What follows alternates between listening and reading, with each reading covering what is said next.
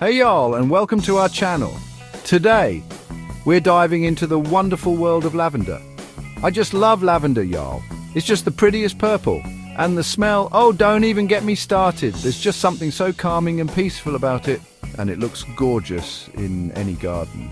Whether you're a seasoned gardener or just starting out, this video is your step-by-step guide to growing beautiful, fragrant lavender right in your own backyard.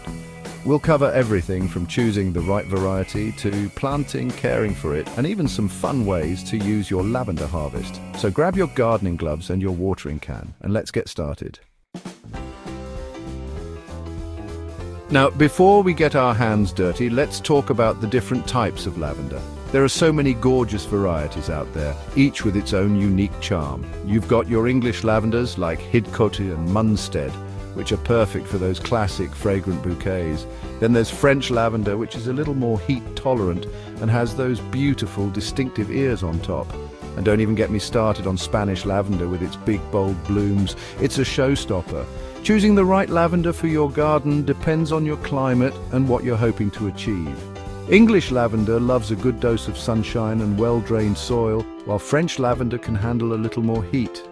If you're looking for a long blooming season, Spanish lavender is your girl.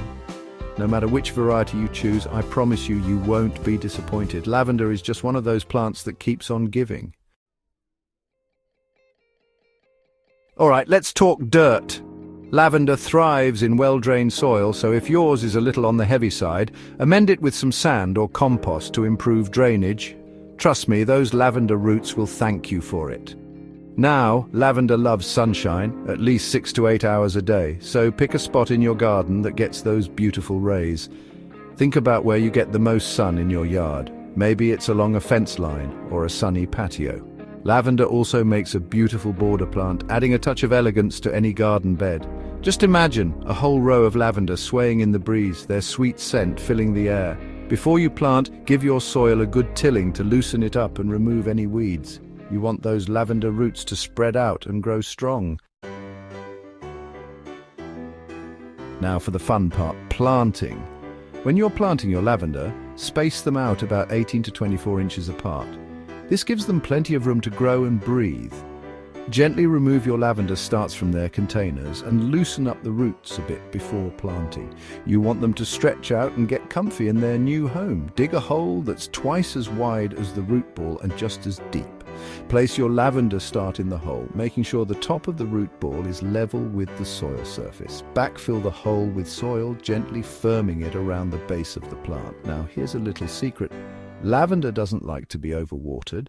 It's better to underwater than to overwater, so make sure the soil dries out between waterings. Once your lavender is established, it's pretty low maintenance.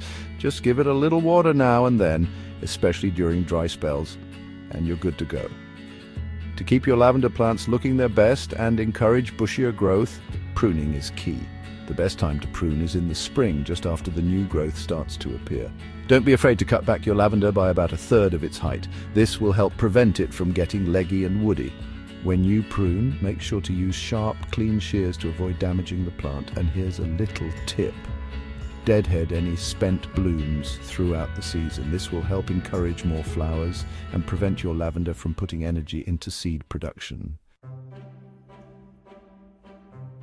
Now comes the really fun part, using your lavender. One of my favorite ways to use lavender is in homemade aromatherapy products. Just imagine a relaxing lavender bath soak after a long day. Simply add a handful of dried lavender buds to your bath water and let the soothing aroma melt away your stress. Lavender is also a wonderful addition to homemade soaps, lotions, and candles, but the uses of lavender don't stop there. It's also a culinary herb, adding a touch of elegance to both sweet and savory dishes. Try adding a sprig of lavender to your next batch of lemonade or iced tea for a refreshing twist. Or sprinkle some dried lavender buds onto your favorite desserts like shortbread cookies or lavender-infused ice cream.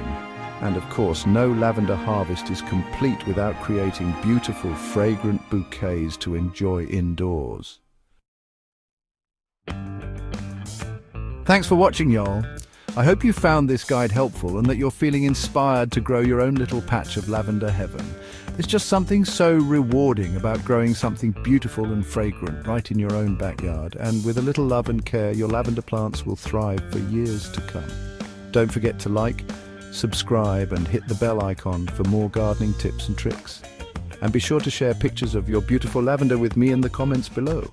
I'd love to see what you create. Happy gardening!